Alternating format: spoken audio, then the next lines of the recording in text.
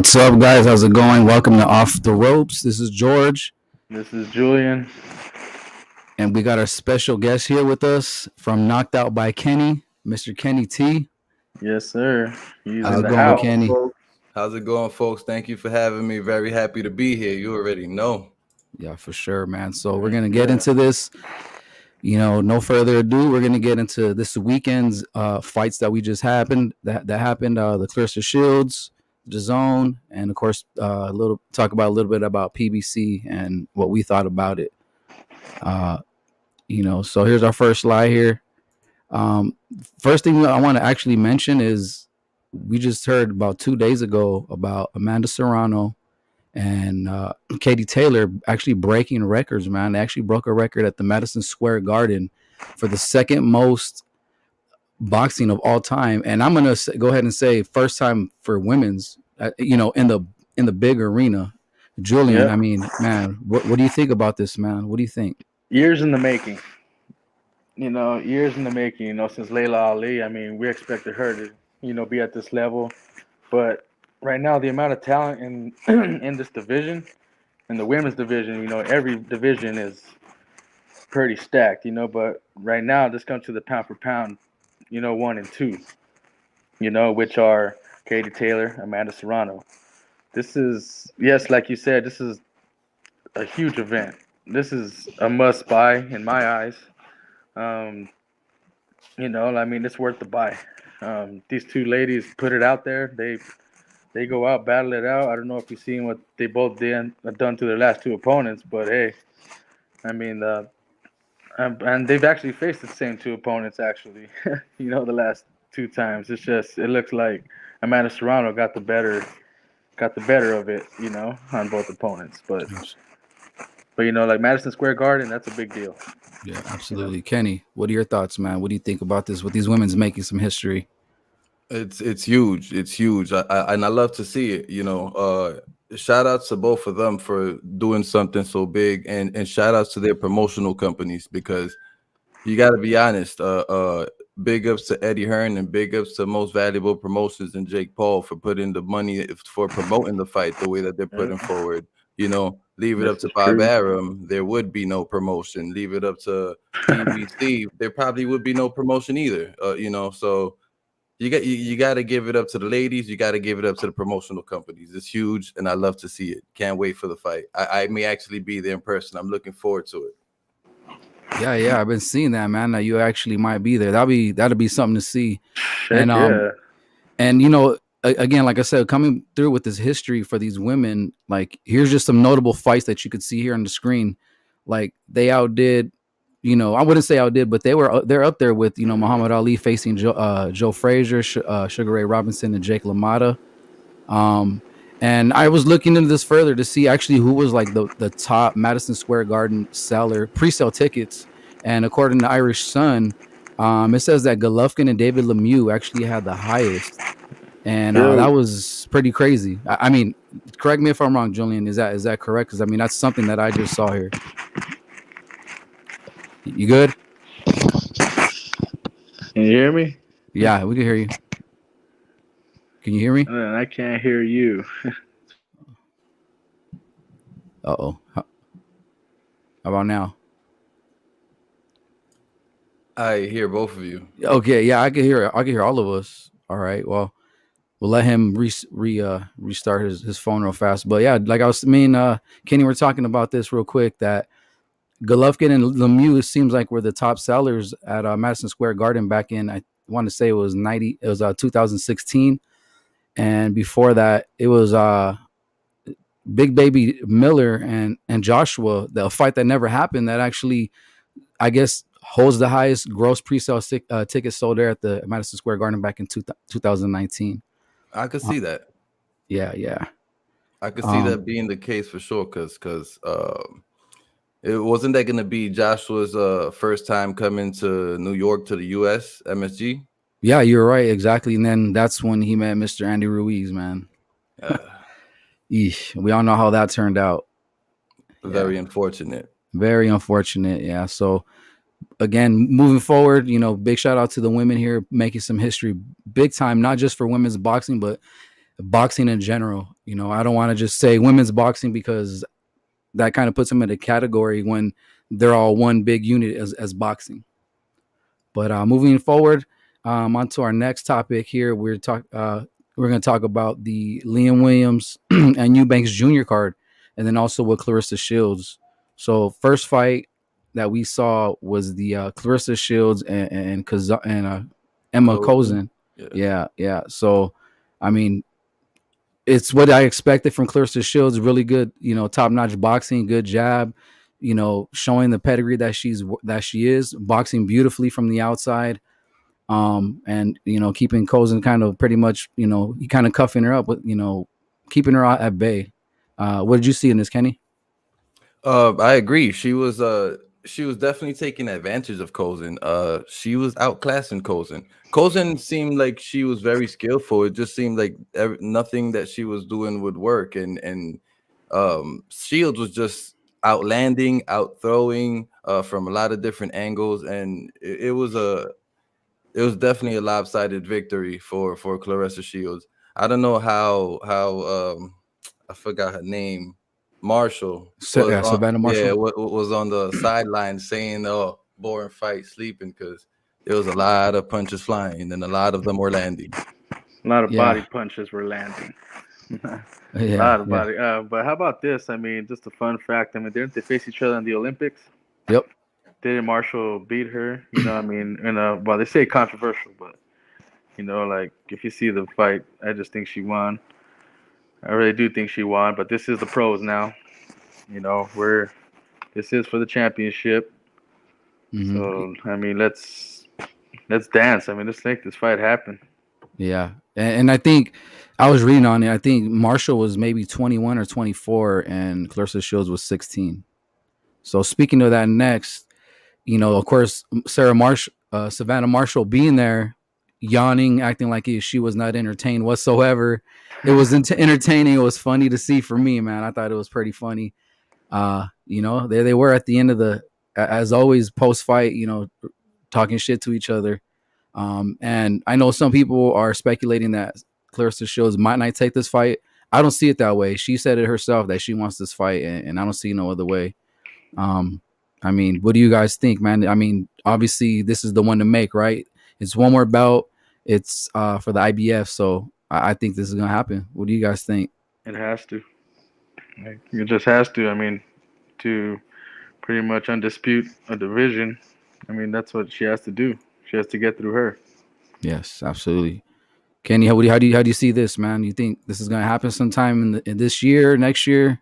It has to happen. Yeah.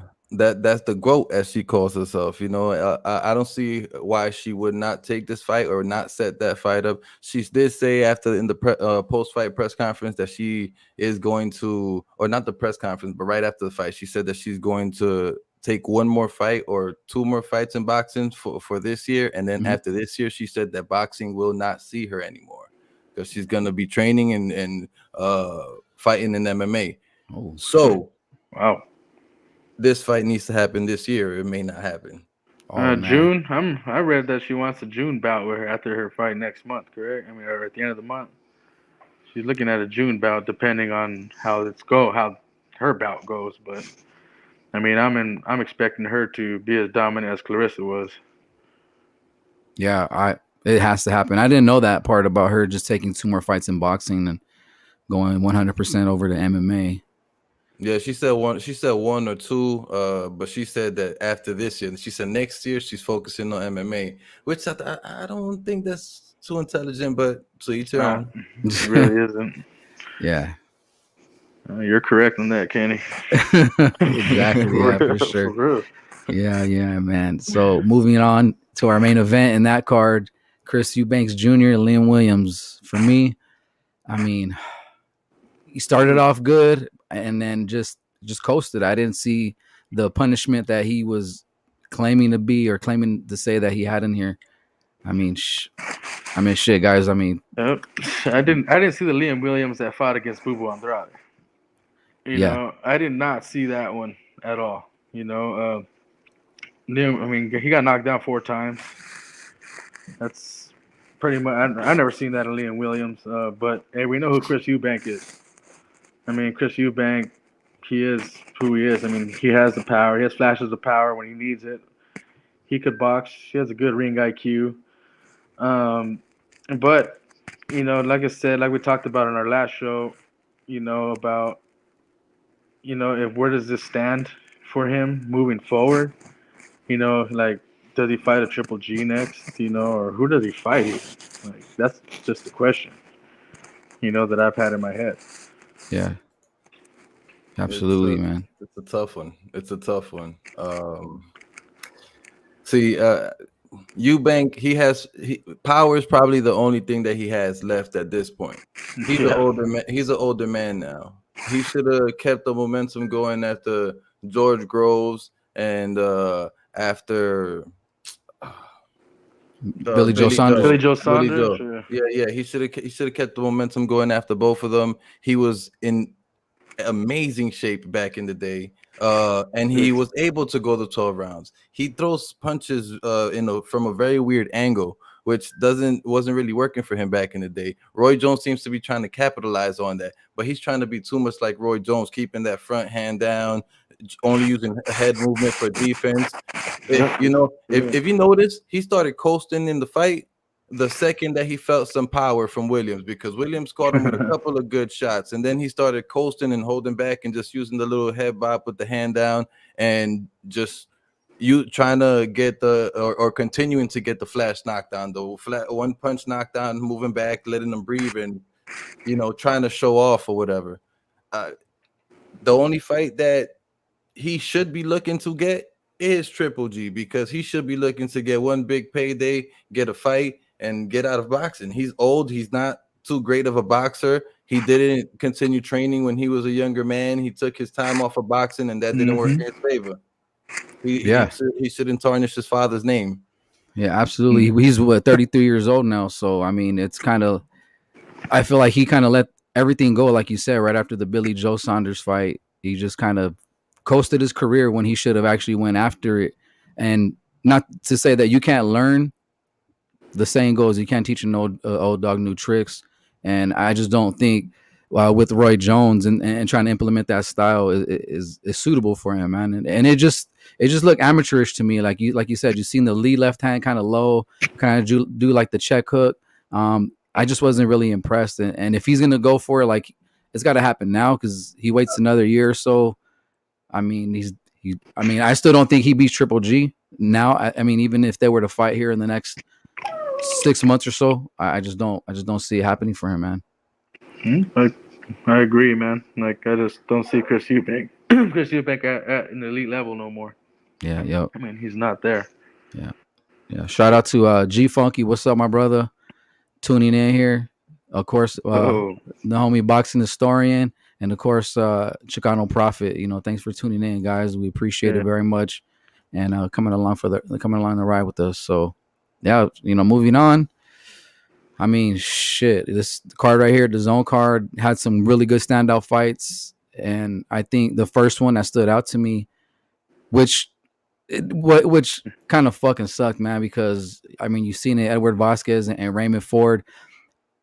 If you look at the scorecard, it was pretty bad. 98-92, pretty much only saying that Vasquez only won 2 rounds. 2 rounds, yep. Yeah, and that is absolutely wrong. At the end of this, I had Vasquez up by 2 rounds, maybe 1, and it was very, very close. I don't know, Kenny, you making faces over there, brother. What did you see, man? What did you see? From my point of view, it was a complete robbery. Ford started out strong. I give him the first round convincing. The second round, you could say he won. The third round started slowing down. From the fourth round on, Vasquez was destroying him. Mm-hmm. I don't know how. I don't know. I could give 4 rounds at most to Ford. The rest of the rounds all go to Vasquez. It was a complete robbery. It's messed up. Yes, Ford is skillful, that fight could have been way more competitive and way more back and forth than it was. But Ford started getting hit to the body. He slowed down, and bro, Vasquez got robbed. I feel bad for Vasquez. There should be an immediate rematch to this. Yeah, Which there won't be, I know. because I mean Raymond Ford already said he wants to move on. I mean, oh man, I text George yeah, like, yeah, so he just, man, oh my God, I was just in shock at this, man. Like, I didn't like the scoring at all. I pretty much saw it almost the same way as man, like Jesus Christ, man. yeah. I mean, and like you said, Kenny, 4 rounds, and it was pretty much how we all had it was 6-4. For Vasquez. And Vasquez really impressed me. Like everything he did, the footwork on the inside, feinting, rolling with punches, coming back with counter shots and answering back every time Ford threw a shot. And Ford flashed some good skills there too. And I think if he would have stepped on the gas and would have stayed competitive, I mean, who knows what we'd have saw? Maybe Ford, maybe edge it out, maybe a draw or him opening up more. Maybe we get him caught and Vasquez, get a knockout or knockdown or something. But when you have scores like that, it takes away from these guys, busting their ass hard and showing out, man. So unfortunate for Vasquez, I did not see Ford winning. I think we all agreed 6-4 here for Vasquez. And Yep. then going on to the next fight, we had the females, Miss Jamie Mitchell against Carly Skelly. Wow. Julian, Ass kicking. ass kicking. Kenny, what did you see in this one, man? Yeah, man. Skelly was outclassed. You could tell she works hard in the gym. You could tell she works very hard. You could tell she's about the boxing life. She just was not ready for this style and this beatdown that came her way. Once she felt the power, she kept on trying. She got the heart of a champion. She kept on trying. She kept on fighting, even after she was wobbled up in the first round. And no, was it the first round? It was early on. It was the second round. Yeah, and then no, it was at the end of the first, second, and then the fourth. In the third round, she kind of, her coach told her like, look it. Show me something or else I'm stopping this. And Skelly actually came out a little bit. I think what got her nose busted was a headbutt. I think that's what I saw was a headbutt that kind of, threw off Mitchell a little bit. I don't know, but that lump she had right there, that was ugly. I think had a heartbeat. It had another face on it. Yeah. Julian, you want to elaborate a little bit on this, man? What you see? I mean, like I said, I mean, it's just an impressive, being her first defense, of her bantamweight title. Mm-hmm. Of course, the fourth round stoppage, I mean, it was pretty much deserved. I mean, it probably should have ended the round before that, but yeah, for I sure. mean, Jamie Mitchell, I mean, forced to be reckoned with moving forward. Let's see what the bantamweight division does for her. Does she move up in weight or does she stay in the division? Yeah, she's a little older too. She's about 37. She had a late start, so I mean, I'm pretty sure from here on out they're just gonna throw her nothing but top fights, either defend, fight for another belt. But man, I was very impressed with Mitchell. Yeah. And then, of course, I mean, this is on everybody's radar right here. I mean, every YouTube channel, every Twitter page, every Instagram. I mean, if there's a MySpace, I'm sure dudes from MySpace are gonna mention this. Like everybody is saying right now, A Star Is Born. I mean, okay, Tom. Hey, come on now. Yeah. So shit, dude. I mean, I'm impressed like to the fullest with this kid, Jesse Rodriguez, 22 years old, less than a week replacement, and not even fighting in his division, the division above him, man. I mean, shit. He was hungry, bro. I mean, what impressed the hell out of me was his movement and the ability to actually throw a punch while moving. I mean, the first knockdown that happened with Cuadras was what? Yep, there it is right there. Freaking uppercut that caught him, left uppercut, boom, real quick. As he was moving right, he shifted right, and boom, he caught him with the uppercut. Flash knockdown, he went down. Yeah. I mean, that's all he needed. After that, I mean, I think he just ran the table. I mean, Cuadras he wasn't the Cuadras that we saw the fight before, but I mean, Jesse's just, I mean, I even said it, he's the next it thing. He's the first 2000s baby to actually win a championship. And that too. Nobody in 2000s has ever won a title yet, and he does. He has the title. Yeah. I just dropped. I'm sorry. Go ahead. I just dropped the link, guys. If anybody that's on right now that wants to come on and maybe say a few words of what they think about this. Not only did he grab the title though, man, it was two Impressed. weight classes up. It was a last minute shot. He outclassed the experienced guy. You know, he knocked him down. He could have knocked him out, but thanks to good coaching by Robert, you know, told him, "Yo, just box him out," because he was already so far up on the ahead in the scorecard. Why put yourself in danger? You know the guy can only win by knockout now, so you know he's gonna be trying to swing for the fences at this point. Keep yourself safe. You got this fight in the bag. No need to continue keeping the foot on the gas. Just stay consistent. Make sure you win the rounds. You know, great coaching, man. Great coaching. Great fighting. Super Yep. impressed. Yeah, Amazing footwork. yeah, Like, absolutely, he man. just set the pace, man. As soon as that damn fight started, the pace was set. I Yeah, mean, and the body shots, it was great. yeah, and we had a previous show, and I think my thing, the title was like the experience versus youth, and most of the times it's the experience that kind of edges out the youth. And I mean, dude, 22 years old, his brother too, Franco. He's in the Garcia camp. I mean, what more can you ask for? He's got nothing but killers in there, man. Doing well. Like I said, I was very impressed with his footwork. I know Sergio Mora was making comments calling him maybe Lomachenko tight, but I mean some of the angles he was giving, you could definitely see, and I would agree with some of it. Maybe not the speed, but the footwork, and overall boxing was pretty damn close, man. Pretty damn close. I have a question for both of you. How would you both see him against Kazuto Loca? Like, how would you guys see him faring out fighting Kazuto Loca? That's a tough one. Right? I mean, That's a I tough one. I've been looking at that fight all day today. Like, does he have a chance against Kazuto Loca? I mean, I think he definitely has a chance against Chocolito or Estrada, knowing those guys like to bang too. But I think Loca's the biggest in the division. I think, and I just think he's. But I think Bam. I would like to see Bam get tested against him. Yeah, and that's all we want to see, right? Our champions go after the best, and I guess with that, I mean, is that where you want to see him at that division? Do you want to see him going back down? I think he looked comfortable in this division. I I really agree. do. What do you think, Kenny? I'd like to see him go back down, man.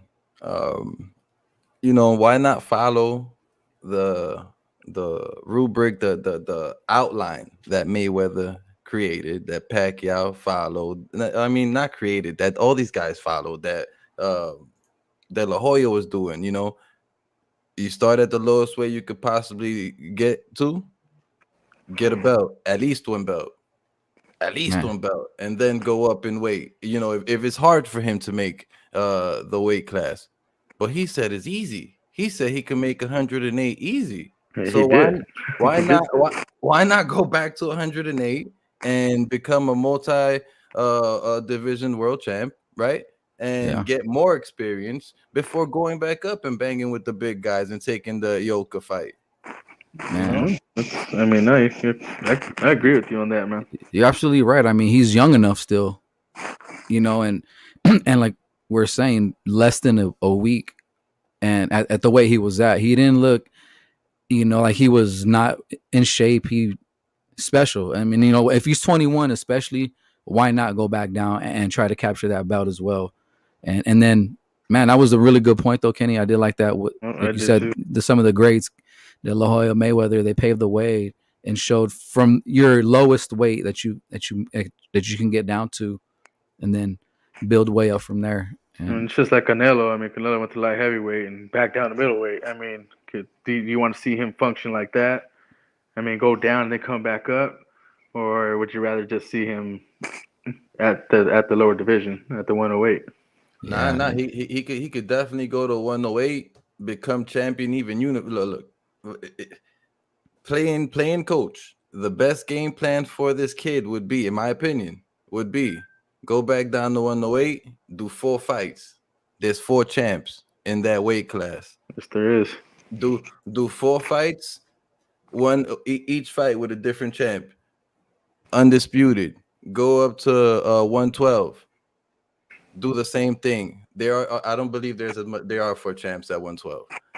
Go to 115. Do the same thing. See, it's extremely challenging. That's why nobody in boxing has ever done it. So many weight classes becoming undisputed. And if he's so young and so talented and has the heart of a lion, the way that Robert Garcia paints him out to be, and came out there and showed that experience is not going to trump him, his youth, and his skills. Bro, I think he's ready to do that. I look for greatness in everybody, and why not go for it? Yeah, and here is one. There's 112 right there. There's your 4 champions with the one interim. I think it's Mick Royal, right? Yep. Mick Williams Royals. It looks like he's the intern champion there. But yeah, look, here it is, man. Here's your 108 right here. Here's your guys, and I mean, fight Alvarado last. Yeah. I'd fight him in the order right there, left to right. Alvarado last. There you go. IBF being the last one. Why not, man? Alvarado has the most experience. He's the most experienced out of all those guys. Not saying he's the most skilled out of all those guys, but the most experienced, the most fights, the most knockouts out of all. He's 4 a banger. of those guys. And he bangs, he punches too. That's probably the most risk. Take the most risk after you get the most experience you can get. Exactly. I mean, I think that'll test Bam out, especially to the body. And those styles there too, and those styles right there would be and those styles absolutely would be crazy. Like you guys said, the banger and Alvarado, Rodriguez, the technical fighter with the footwork, countering and just giving sick angles, man, sick angles. Yeah. So moving on here, I guess about just one more question. So as far as Cuadras, like, where does this leave him? Where does this leave him in his career? Like, does he give that rematch to Thurman or regroup? What does he do? I don't know. I mean, if I were him, definitely try and get your belt back, depending on what Jesse's going to do with that belt. Does he going to vacate? Is he going to keep it? We don't know that yet. I would ask for a rematch, just to kind of gain some kind of, some kind of redemption, but that's just on him. But I don't. Rungivasai was a good fight for him too. I would give him the rematch too. That's just 2 fights that could be made that people actually watch. Because I sure as hell will. Yeah, I definitely would be watching that one. Yeah, I don't think you should go for a rematch. The way this kid performed, how young he is, he's gonna get so much experience from this fight. He's only gonna get better. It's only gonna get worse for Cuadras. I think Cuadras should look at the other champions, and like Rungvisai, like you said, and should just start looking to get in the best fights that he possibly can before starting to look at the wall and hanging up the gloves. Yeah, I agree with that, man. I think 37 years old. Yeah, that one to me makes the most sense. It was the closest one for them to be made. So I would definitely say it's kind of like closing the chapter, either split it or Cuadras run away with it. And again, Stars Born, Jesse Rodriguez, bam, man. Shit, sky's the limit for this kid, and I'm excited to see what the rest of his future holds for him. Excited to see what Eddie Hearn does for this kid. Eddie Hearn makes the bigger fights in boxing right now. Yeah, he just signed him too within 2 weeks, and then he's got him this fight. Saturday. That's last Saturday he signed him, and then boom, okay, there he is. Yeah, welcome to the club. You have a championship. Yes, sir. And moving to the main topic, the PBC card, we had some of these young guys here.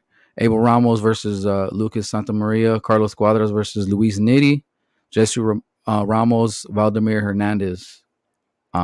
First fight, Abel Ramos, Santa Maria. I mean, what a way to open up. I feel that main card. Absolutely, just no defense. It was just going for it, go for broke.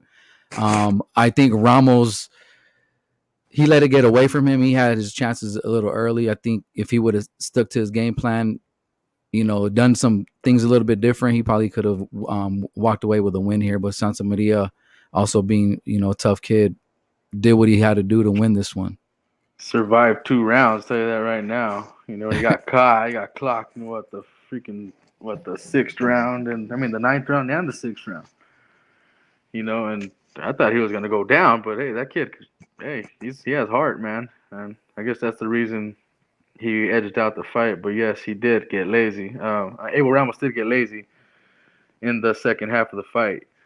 Um, but I mean, Santa Maria, his power, he just wasn't there. In the second half of the fight too, he was gassed too. I mean, you could see it. It looked like it just looked like two guys in a street fight at the end of it. Just trying to do what they could. Yeah, it looked like But it came down to whose cardio could get him to the very end. exactly. And I mean, overall good fight though. I mean, that's what we want to see. I mean, I like seeing these banger fights right here. This is why we pay for the zone. This is why we pay for all the fights. I mean, we want to see this shit. Exactly.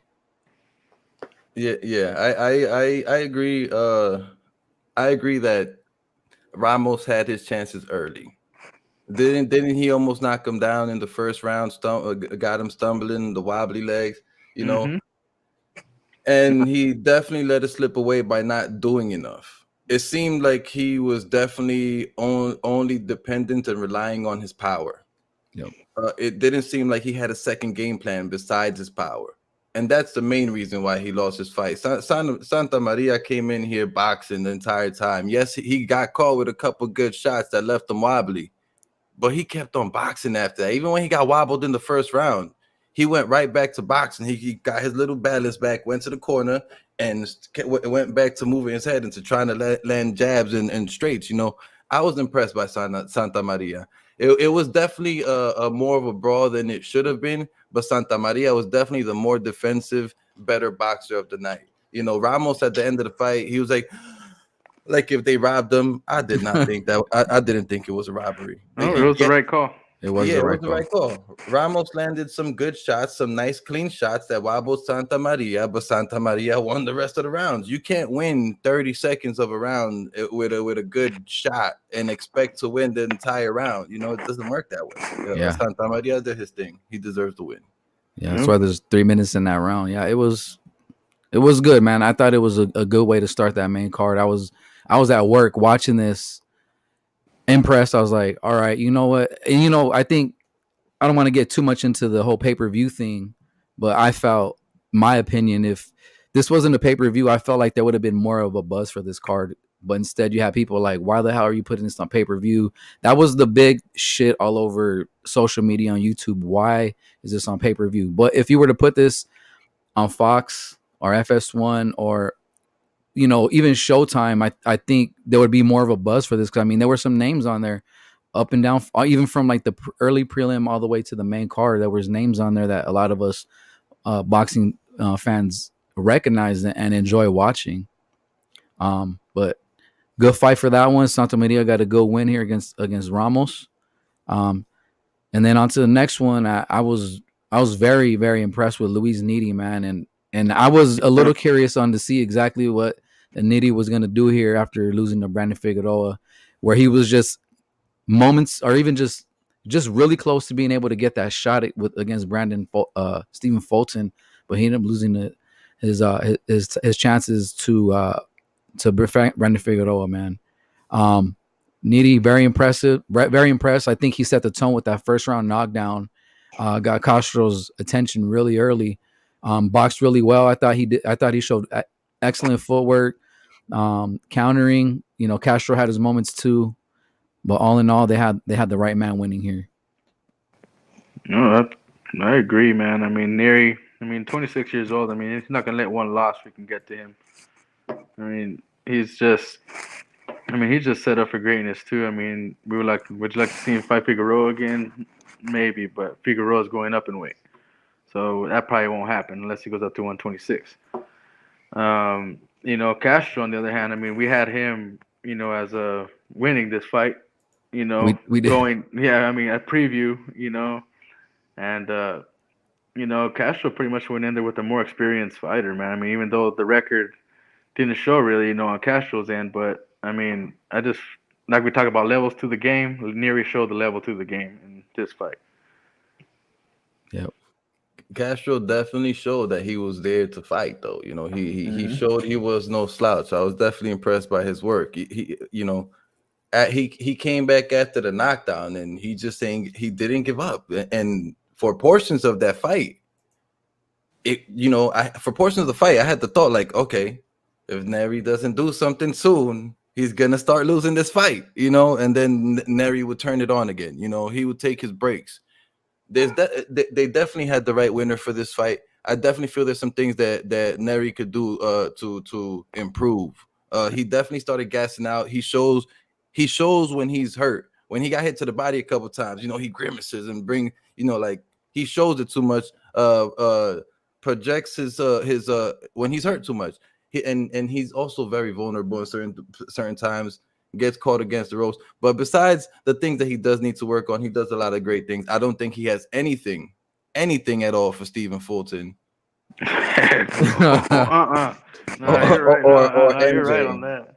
or No, you're, MJ. He definitely needs to improve before thinking about challenging Fulton or MJ. Brandon Figueroa, maybe. People have the thought, Brandon Figueroa beat Stephen Fulton. I don't know what drugs they're using. I don't agree with that one. Yeah, hey. And here at the division, I mean, he doesn't. I mean, yes, he was close to getting that title or getting that chance to fight Fulton when he fought Figueroa, but there's still some good names in here that plenty of names. maybe there's room to improve, or maybe fight somebody with that similar style. I mean, looking here on the WBO, he's ranked down here at number 12, and I was reading that, of course, he's going to go up here by the end of the week. Like Angelo Leo, I think would be a pretty good fight because Angelo Leo actually fought Stephen Fulton, do a really good fight. And I mean, if the way they do it sometimes is you always put a similar opponent or a common opponent that they both have. And I mean, that wouldn't be a bad fight. And I agree, Kenny. I don't think, especially now, who knows, maybe later, maybe, he picks something up. But as of now, I just don't see him having any kind of answer for Fulton. Yeah, he's correct on it. I mean, I don't think there's anything that Neri can do to him, to even hurt him. Honestly, I mean, unless he gets on him early, and tries to end it early. But I don't see it happening. Fulton, of course, is a different league of his game, league of his own. Of course, I had Figueroa and him draw. I had it as a draw. I had a 6-6. And what is it? Five. I could see that too. It was very competitive. For Yeah. me, it would have even been like I said, Fulton or like you said, draw was the worst I would have had it, but not for Figueroa winning. Yeah, and G Funky bringing up a good point here. The preliminaries on Fox, it was some good viewership, and then also these numbers that came out, over 900K in the prelim. So that right there just lets you know that there was a buzz for this. And again, going back to the whole pay-per-view thing, like if you take the pay-per-view label off of this and you say, hey, on Fox, we got these fights lined up. I mean, I think you'll see the 900K all the way to the very end, all the way to the main event, or who knows, maybe it climb up a little bit more, but I wouldn't see it going any less than 150,000 if this is free. Oh, for sure. I mean, shout out to freaking Fernando Vargas Jr., man. I mean, he showed out too on this fight card. I mean, that's what he's talking about. I mean, I'm pretty sure a lot of the people wanted to watch the Vargas boys get at it, being that one of them wasn't able to fight. Yeah, I don't know what happened there. What was it? And I think someone just pulled out last second. I think that's what I heard. But I guess he fights again in March. So that's what he was saying. Yeah. So good fight, Neri. Good to see him back in the winning column. And then this one here, Jesse Ramos, Vladimir Hernandez. I mean, shit. Honestly, I watched this fight 2 times, and I felt like I couldn't really tell the difference between the two. Like they were both southpaw. They were both landing pretty much the same thing up until like about at the end of 2 or going into the 3rd round, you can see Ramos start to pull away with this. And I think it was just the body work. And I just think he has a little bit more to offer as far as in power and a little bit more youth than Hernandez. It was a good fight while it Yes, lasted.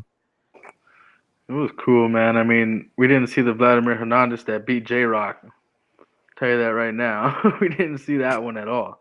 Yeah, I mean, do you Uh, take that? Do you? I mean, with that, right? Him winning or him beating J Rock. I mean, what does that prove? Or do we say, well, damn, you know what? well, I'll Was just J say Rock it's probably was his biggest win.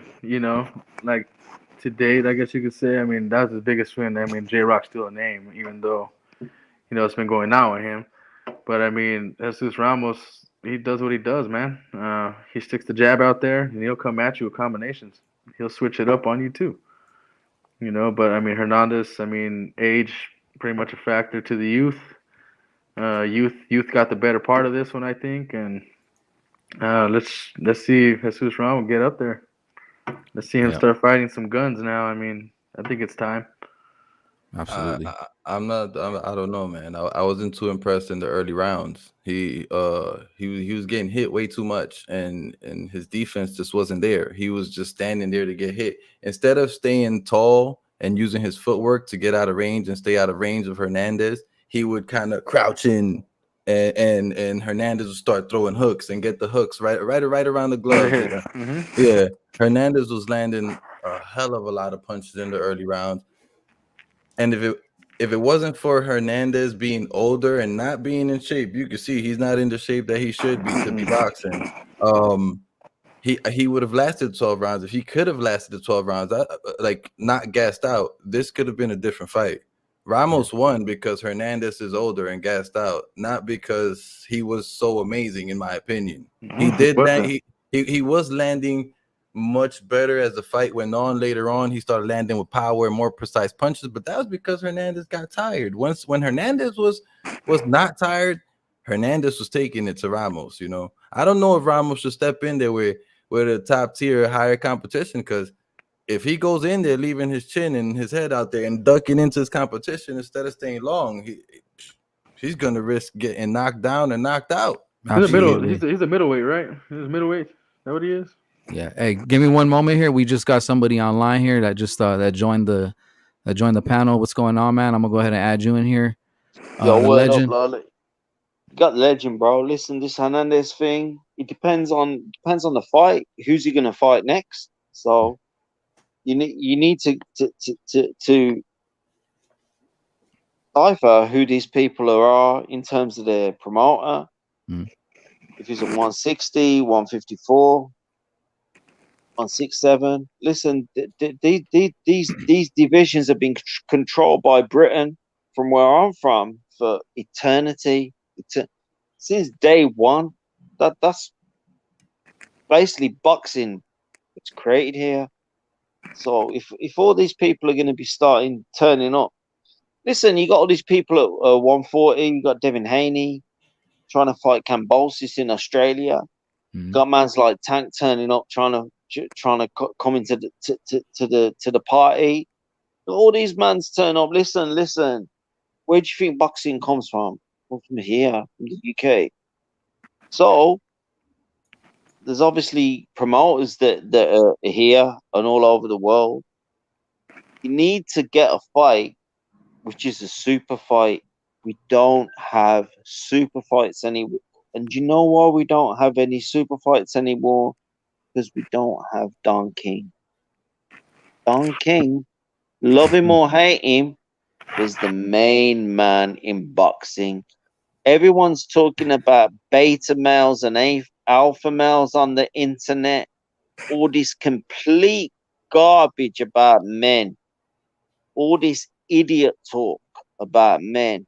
Don King was the ultimate alpha. He never thought about alpha male or beta male. Don King, you either got in the ring and you fought, What's up? disappeared. What's going on, boxing historian? Welcome on, man. How you doing, George? I'm doing good, man. Thanks for coming on, man. Oh Nice man, to yeah, see you, yeah, bro. man. But It's no, good to see you, Nice man. to see I'm you, glad bro. that you got your little show going, man. Hey, what's I up, Kenny appreciate T? it. And what's Yeah, up, and you Julian? boxing how you doing? historian, bro. Hey, Hey, Listen, thank you, man. we're talking about Don King. We're talking about Don King. Having a conversation about him. and is underrated in terms of boxing. There's been so much in terms of Don King's legacy, which has been disgusting. You only have to look at the internet now.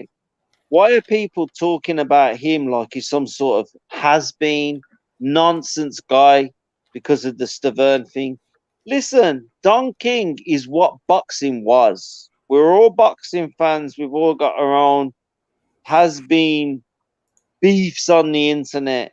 Don King made fights, and I love him for that. And you're never gonna get anybody like. And listen, I was discussing this the other day with James Ali Bashir, who got attacked. Listen to this.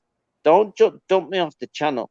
Got Oh, attacked by Clarissa Shields' brother. And James Ali Bashir, and you all know me, Pigeon. James Ali Bashir had a bleed on the brain because of that. James Ali Bashir trained Lennox Lewis. Some of the biggest names of Vladimir Klitschko, some of the biggest names in boxing. So, listen, put your hate to one side about people, me and other people. Don't be nasty about people. Everybody makes mistakes. Everybody does things that they regret. But people need to have some respect for these older people. And I think Don King, I couldn't, like, I'm in my 50s now. I couldn't have lived my life without Don King. I just think he's amazing, and I'd love him to come back. I'd love Don King to come back into boxing. I'll Don camera Don on King mute. Don King shot himself in the foot though. Don King started robbing money from his fighters and Mike Tyson. Don King had this trash pay-per-view what was the last 2 weeks 2 weeks ago. ago. Don King does not need to be in Okay. boxing anymore. Don King's time in boxing. I appreciate what he did for boxing when he Yeah. was the prime time in boxing. 80, yeah, But late 80s, 90s. Yep.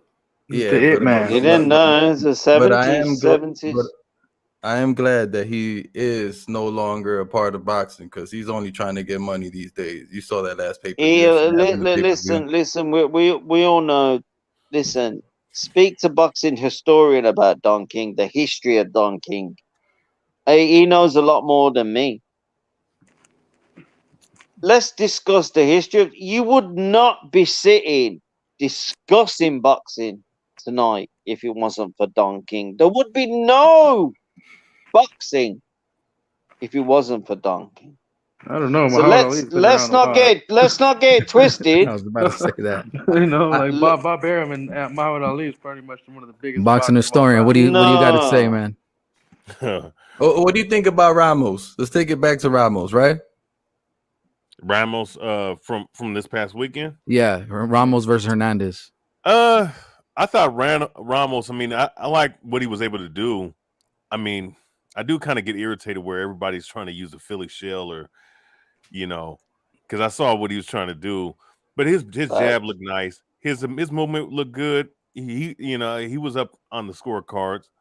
He was impressive, but I don't know. I don't know, man. I don't know if he's the best guy in the division, though. Oh heck no! Yeah, no, Not yet. I Not yet. agree with that. Yeah, I agree with that as well. All right, I well- don't think he's that great. Yeah. Well, Legend, I appreciate you coming on, my brother. Coming on here, letting us know a little bit about Don King. And, we all agree, Don King had his moments. I mean, 2 weeks ago, I don't know what to say. I don't think most of us were not impressed. If they were really trying to reel in Canelo, I mean, who's going to put up the money? I don't know where that money is going to come from. Is he going to pull out a big loan? Is he going to co-promote with somebody? But Do you think Canelo's a big pull in terms of pay-per-view? Today, yeah. Well, I mean, I'll just put it this way, like not to go into UFC, but the UFC card, the night he fought against Caleb Plant just lets you know how big it really was. You had Dana White at his own event on the side watching the fight, and they outsold the UFC. UFC hasn't even dropped that number yet, and I'm no disrespect to UFC, like that card was absolutely stacked. You know why that sold? Do you know why that sold? Because listen. The reason why that sold, you had Canelo, then you had a white guy who's pretending to be Eminem, pretending to be a black guy. Listen, you had a white guy, Caleb Plant, pretending to be a black guy, and you had Canelo. That reason that fight sold is because it was manipulated to sell that many pay-per-views. It was manipulated to sell that. Listen, that guy, Caleb Plant, he was just like obviously what he was doing for the PBC. Then he had Canelo. It was all set up as some sort of crazy event to sell tickets. And you know what? People bought those tickets. Do you know why they bought those tickets? Because they were stupid. Only an idiot. You must Only not an like Canelo, huh? no. I don't like Canelo or Caleb Plant. I think they're both chumps, bro. I think if you're if you're in the USA and you're buying Caleb Plant against Canelo, you need to sort your war policy out, bro, because you got some Vietnam issues, bro. If you're buying So Caleb would you rather Plant, pay for Floyd Mayweather's fights then than Canelo? nah, Oh my God. yeah, I'd rather, Like, yeah, I'm at just least, saying. I mean, I'm yeah, at just least saying. Floyd I mean, can I'm just making a fight. comparison here. I mean, Look, yeah. Look at. You know what? I mean, you know, thanks for coming on. Like, we just want to try to stay on topic here. You know, we're kind of cut for time. You know, thank you for coming on and Yeah, you know see you giving later, us bro. your opinion. Boxing historian, my brother. What's going on, man? Yeah, how you doing, my guy, man? I'm good, man. Thanks for coming on. Yeah, I thought I'd jump on, man, till I have time to get back and go to the gym tonight, man. But I'm glad that you got your little thing going, man. So you talk boxing and MMA? Yes. So in our first couple episodes, before we jumped on to YouTube, we were doing Anchor podcast. Yeah, so that was our thing. We did MMA in the beginning, and then just boxing just got so. I mean, not that MMA wasn't busy, just it's so much all at once sometimes, and we try to make time. Like we'll definitely go out, you know, shout out like the big fights that are happening. I know there's a big one this weekend. Yeah. And I know it deserves some recognition. And you know, just our work schedules, mine and Julian's work schedules are a little crazy sometimes, man. And and he basically goes off of my days off. And I told him, like, man, if there's ever a time you want to get on your own, look at, like, I won't even be pissed. Like, it's for our channel, it's for us. Like, you can get on live, and I'm sure, you know, look, we got some people here watching, and I'm sure people will want to come on and you know, put their 2 cents in on what's going on. That's what's up. That's cool, man. Yeah. Yeah, man, it's been a good time, man. I mean, even having a guest such as yourselves. I mean, Candy, yourself. I mean, we've had like boxers such as Jay High Tucker. I mean, on here. Yeah.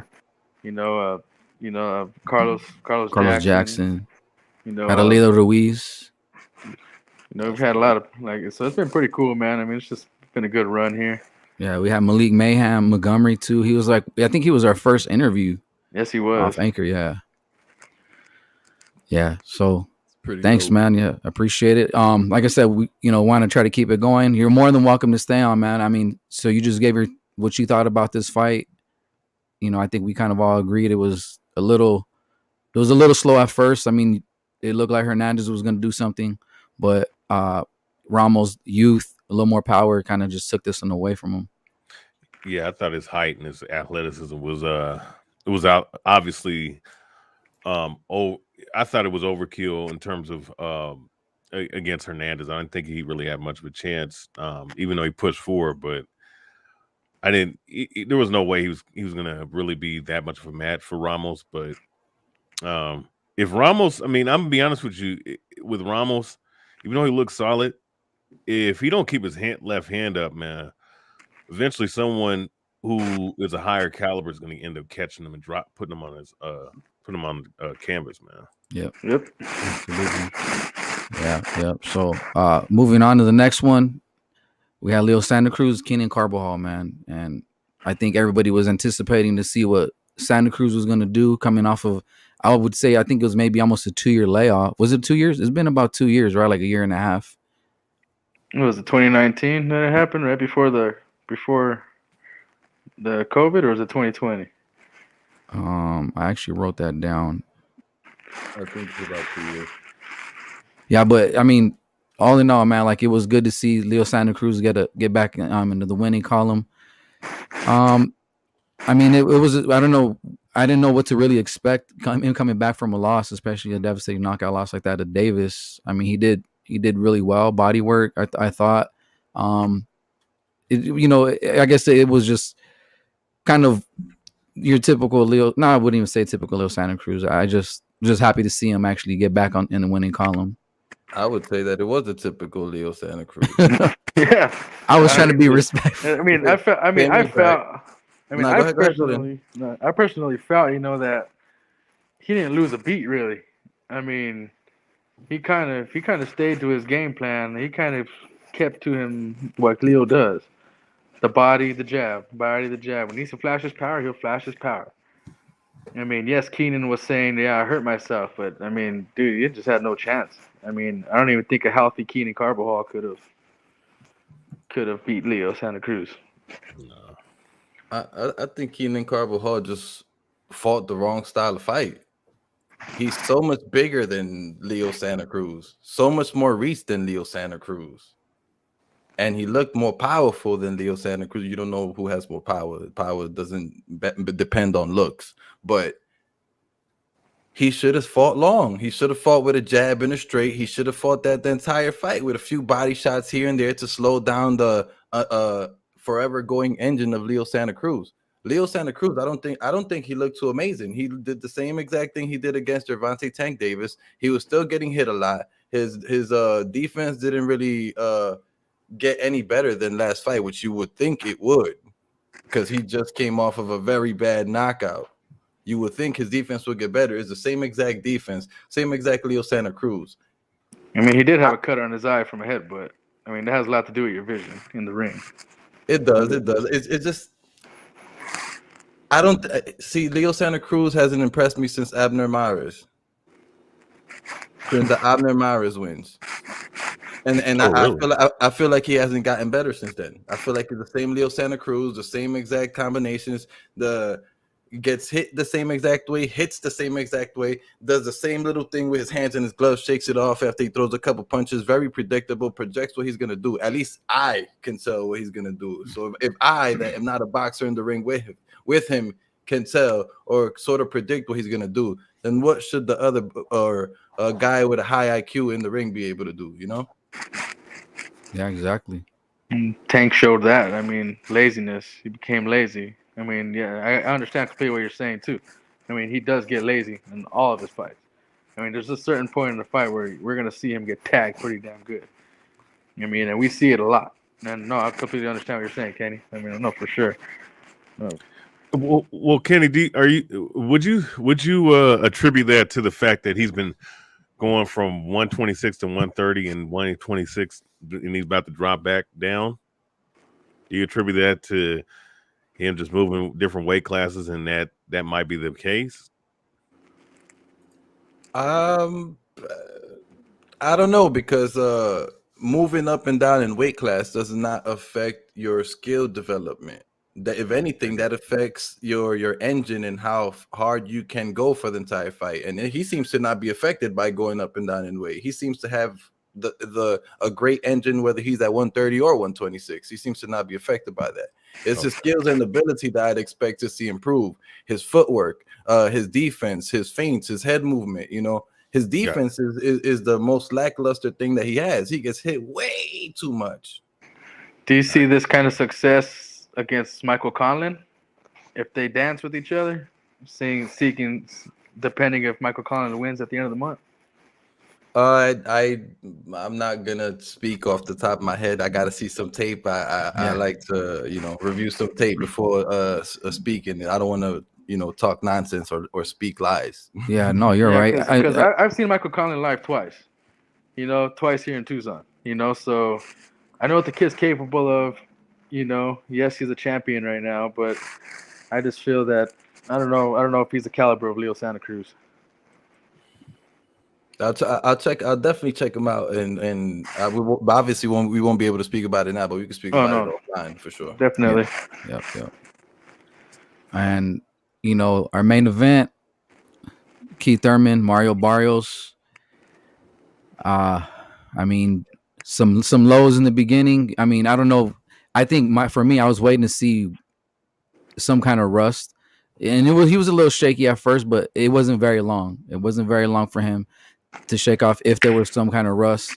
Um, Keith Thurman, for the opponent that they put him in there with, he did exactly what he was supposed to do. I call it like a showcase for him to get back in the winning column. He did, I think, what he had to do, and he flashes exactly what he does too as well. Typical Keith Thurman, good in the beginning, seems to fade a little bit. Sometimes he gets hurt to the body, and then he retreats a little. But then I don't think Barrios had anything really for him to make him think twice or give him something different. What do you guys think? Go ahead, Kenny. I'll let you hit this one first. Thanks. Keith Thurman did his thing. I thought he was going to do his thing from before the fight. Mario Barrios, I have never seen anything from Mario Barrios that tells me that he's going to be able to compete against top-level competition. He did very well against Tank Davis. Tank Davis is a much smaller man. Mario Barrios is 6 feet tall with hella reach. Tank Davis is 5'5", 5'6". Of course, he should have done well in that fight. If anything, he should have won that fight. He should have fought long. Change your style for different fights. Fight long. Use your physical abilities, your God-given attributes. Mario Barrios should have taken up a tune-up before fighting another top-level opponent. I don't think Keith Thurman is a tune-up. I think Mario Barrios is more of a tune-up for Keith Thurman. I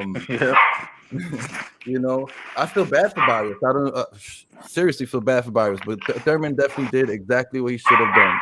Fought strong.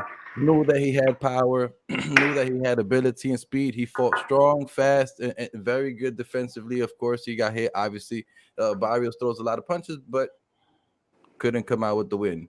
Good job, Keith Thurman. No, I agree with you, man. I mean, yeah, there was probably rust, or I guess you could say, I guess there's a little bit of rust at the beginning of the fight. Nothing Mario Barrios can do to actually beat Keith Thurman. I mean, like you said, he was still a champion. He was still a champion at one point. He was still top dog in this division at one point. As for can he bang with the guys right now? Ennis, Ugas, Spence, Crawford? Ortiz. No, not Ortiz. No, not right now. Do I want to see him take another fight before? I mean, he even decides to go back. Yes. Which he should. I mean, he should not fight a top-level fighter this year. I'm thinking he should get one more fight in, and then maybe next year. Because, I mean, I see TC outpointing him badly. I see Spence possibly, doing the same thing, and Ugas. I mean, they're both body guys. Keith Thurman's body is not that strong, as we saw against Pacquiao, as we saw in this fight. He got hit, and the damn mouthpiece came out again. So I mean, Keith. I mean, Keith. He's gonna bring in the numbers. He's gonna put the asses in the seats at the end of the day. But it's just, he just did what he did. I can't say I'm impressed, but I like what he did in the fight. So, Boxing Historian, what did you think of this fight, man? Overall, I give Keith Thurman a B+ for the fight. I think that his ability to move around the ring and his defense was there like it was in previous fights prior to the Manny Pacquiao fight. His left hook was there. His punch accuracy, his jab was there. His boxing IQ and acumen was there. The only problem that I had with Keith Thurman is that he didn't stop Mario Barrios. He did what he had to do. Mario Barrios, looked exactly the same like he did against Gervonta Davis, but he was in there with a guy with a higher ring IQ and more capabilities than Gervonta Tank Davis, and a guy that wasn't a easy target to hit. Barrios, I mean, at 147 is whatever, but as far as Keith Thurman fighting the very best at 147, I mean, there's really not any more other guys he can fight at 147 at this point. It's Terrence Crawford, the winner of Dennis Ugas, Errol Spence, Jerron Boots Ennis. Let's see, Virgil Ortiz is still around. All right. Do you like So, Stantonis I'll say against it again. Keith? Do you like Stantonis against Keith one Stanionis. time? Yeah, Stanionis? yeah, against one time. Do you see that happening? I know he's fighting on that undercard against Butayev on the Ugas and Spence. It'd be a good fight, but I don't. I mean, would that be a good seller? Is what I would. No, that's true. That's true. And then, you know what? Yeah, Conor Ben is up there. I think he has a chance against Conor Ben because of his lack of experience, but I just don't see much there for him. You know what I'm saying? Outside of the top echelon guys, Yeah. So at this point, he needs to go ahead and do what he needs to do and get up in the ring, man, with one of these dudes. And if he can't get the Terrence Crawford, I don't think he's going to fight Terrence Crawford. And if you're not going to fight Terrence Crawford, then you're going to have to, since that was a title eliminator, there's no excuse not to fight the winner of Errol Spence and Dennis Ugas. Absolutely. No, truth. Yeah, Kenny, I know you got a couple more minutes here with us, brother. Any last words? Any last things you wanna say, or any your thoughts on this? Well, regarding who Thurman should face next, I said he should fight Virgil, right? Because Virgil is not a champ, right? But Virgil, if he's thinking about fighting Terrence Crawford, Virgil, I feel, would get him ready for that. Virgil is a hell of a challenge. Everybody's saying, "Oh, Virgil beats him." Well, let's see that happen, right? Let's see that happen. Let's see Virgil beat him, or let's see him beat Virgil. Both Virgil and Crawford fought Egidius Kavaliauskas. I don't know if that's how you say his name, but the Mean Machine. Yeah, Mean Machine. It was supposed to be a test for Virgil to see how he looked, right? Next to Terrence Crawford. Virgil made the Mean Machine look worse than Crawford. Okay, right, cool. So then beat Virgil. You want the Terrence Crawford fight?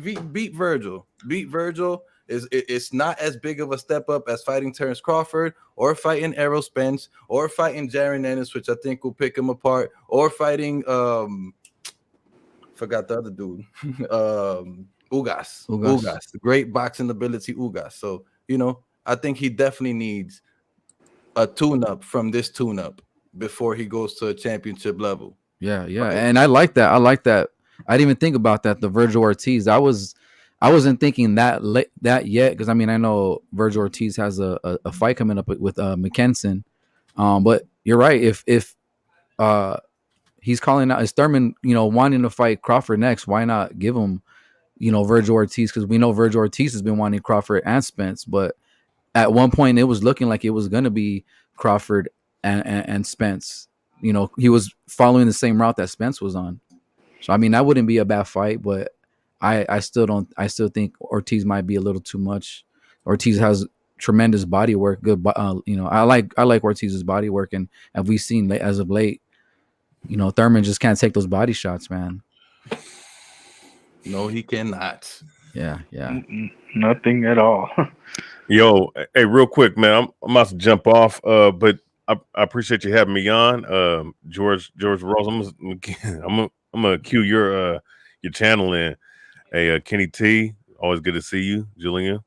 Thank you, man. Yeah, appreciate sure. you. Yeah, everybody. Yeah, anybody that's out there listening, go follow Boxing Historian. He's got his channel too, man, and he goes live every day, boxing, MMA as well.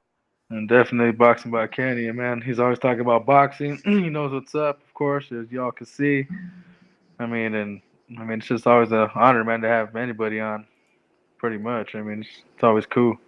Yeah, this is still a baby channel. We're still trying to work our way to some of the great channels out there that I like to follow, and it just happened to be Kenny was with the group of the HCP guys, man. And Kenny, again, thank you for coming on, bro. And I reached out to you. You accepted. You could have ignored it if you wanted to, but I know it's not in you. I could tell what kind of person you are, man. You're absolutely cool person. I love your channel, everything you and Maestro A do. Mano a mano, that's my shit. When I'm off on those days, or when I'm coming off nights, like even if I'm not able to comment, like I'm listening to it in my headphones at work. But again, Kenny, thanks for coming on. I know there was this one more fight that's gonna happen, happening this weekend. But if you want to speak on it, you're more than welcome to. But if you got to go on, hey, thank you. I'll give you the last spiel on this one, and then I definitely got to go. Got a meeting at 8. But thank you for having me for sure. Before I give that spiel, thank you for having me. It's always a pleasure to participate in anybody else's channel. I appreciate just being here talking boxing. I enjoy this. I know you guys enjoy this. It's always a pleasure being anywhere. Heck yeah. Definitely listening. Subscribe to my channel, Knocked Out by Kenny. It's a new channel as well. We working, we growing. Let's continue growing together and helping each other out, which is what we're doing right here. Let's continue moving together. Yes. Now, to finish off, so I get up out of here, John Ryder and Daniel Jacobs. My thoughts on this is, if you're gonna bet some money, go put some money on Daniel Jacobs winning a split decision. John Ryder, I heard somebody call him like a bronze version of Canelo. Damn. You know, John Ryder is not going to have enough of what it's going to take to get into Daniel Jacobs' defense and movement. John Ryder, he comes straight forward. He bulldozes at you. He throws a lot of straight punches and hooks too, but he doesn't cut the ring off enough. What is it that Daniel Jacobs does best? His lateral movement, his getting out the way laterally. He doesn't move straight back. The way that John Ryder chases straight back. They're saying, oh, well, he did great against Callum. Yeah, Callum was there to get hit. This was Callum. While Ryder is throwing hooks and uppercuts and going right under all his punches. So, yeah, my last thoughts are, if you're going to go bet some money, bet that money on Daniel Jacobs by split decision, though. I don't see Daniel Jacobs winning by knockout. He never does it enough to put a fighter out, in my opinion. Yeah, absolutely. George and Julian, thank you so much for having me. You guys take care, man. Kenny, thank you very much, man. I appreciate it, brother. Have yourself a good night. See you guys in the future for sure, man. You guys have a great night. Y'all take care. You too, man. Thanks, Kenny. Yeah, Jordan, but like I said, I mean, John, I just don't see a chance for John Ryder. I mean, Daniel Jacobs is a different caliber fighter.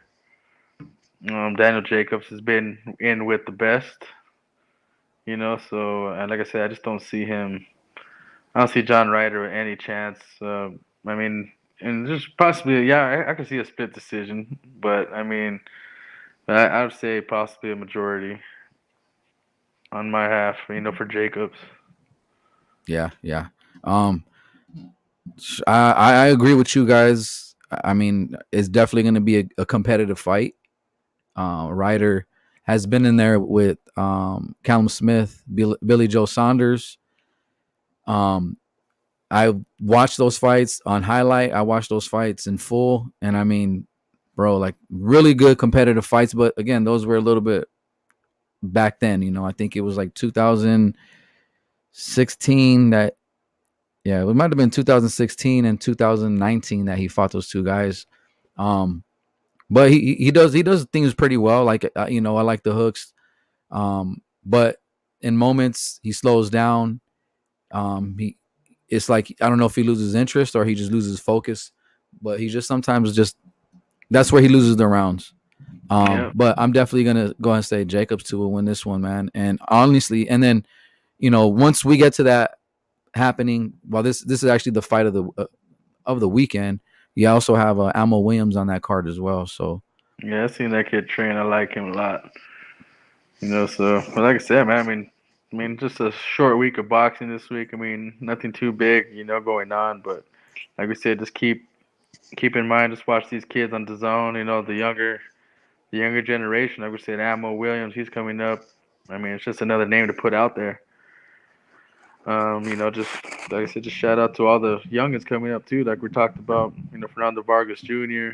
It was great to see him up there. What's his name too? The homie that knocked out the homie. Hunter. Hunter. Yeah, the bounty hunter. Keith man. Hunter. Keith Hunter. Yeah. Hey man, shout out to you, man. Good job to you too this weekend. But like I said, I mean, had a damn good time today, George. Yeah, dude, this was actually really fun, man. And it seems like every show that we do, it just keeps getting better and better. I know I was getting DM messages on Twitter. Be careful for Mr. Legend, I guess. But hey, it was an interesting overall, him chiming in. And, I guess to a point, I agree that at one point in time, yes, Don King Don King ran. was putting on the fights. He wasn't afraid to, put some of the women on the undercard of Mike Tyson, or even he used to have Mike Tyson and Chavez sometimes on the same card. So that was pretty dope to see, man. Yeah. No, but But shout hey, out to everybody, man, that came on, right? I mean, that's yeah, it. Again, this was a success. It was a good show, and we, Boxing by Kenny, the boxing historian, legend. I mean, thank you all for coming on. I mean, it's always a big up for us. And like I said, man, just move forward, help each other out, man. Just moving forward. We have ideas and ideas to go over with you guys. So yeah, absolutely, man. appreciate And everybody listening to, watching. everybody, stay tuned. We'll probably do actually Sunday. We'll come back and we'll just do a recap of what just happened over the weekend and just kind of give our thoughts on it. And then and of course, daily, hourly, there's always news that's dropping with boxing, and especially like right now, boxing is hot right now. 2022, man, it's a good year. And we thought 2021 was a really good year. I feel like this is going to be a very good year in boxing. And like we mentioned earlier, the Ugas and Spence fight was announced officially in Texas, April Thank God. 16th. Yeah, and then Butayev and Stayonis actually are on that undercard fighting each other. That's good. And from what I understand, Stayonis was supposed to be the mandatory for Ugas. Remember, we were talking about that. We're saying that might not happen because Stayonis is the mandatory to Ugas. Yeah, he stepped aside. He's the one that volunteered and said, "Look, I'll step aside as long as I'm guaranteed the winner of Ugas and Spence." Because I think before he's a fighter, I think he's a fan of boxing. He understands how it's supposed to go. He knows. You know what? My name isn't that big. Let me put my name on a bigger card so people understand who I am. At least that's the way I see it, man. And that was a good move by Stayonis to go in there with Butayev. And again, with Serrano and Katie Taylor, that's really awesome to see, man. Really awesome to see. The women's boxing, she's, man, it's on fire right now. It is on fire. And it was, same thing with Krista Shields and Savannah Marshall at the end, kind of getting in each other's face. It's just entertainment. And, I'm sure there's some kind of a beef there. And there's something going on. But, hey, dude, again, females boxing is awesome. 2022 boxing, absolutely amazing. Julian, my brother, as always, I love our shows, man. And every show we do gets better and better. Had special guests. I'm hoping that maybe we can, book some more guests, or maybe we could be a guest, and shout out to Chicano Prophet, man. He's one of the first guys that we were to go on outside of our own show. We'll be there. So everybody that came along, and for those that are watching, go ahead and follow these guys on there that are in our comments. You have Chicano Prophet, the boxing historian, Run PMC. He's with Al Chile group there at Chicano Prophet. The HCP Kenny, all these guys, man. We're all here to spread the good stuff about boxing. There's no bias here, no favoritism. If we're gonna call your bullshit, we'll call your bullshit. But Julian, have yourself a good night, brother. We'll be talking to you guys soon here. Maybe Sunday we'll go ahead and recap. But if more late breaking news breaks, be ready. We'll give it to you guys. Boxing World. Salute. There we are at Instagram at the bottom, Twitter. Go ahead and follow us. And help us continue to grow. And this is George. We're off the ropes. Everybody have a good night.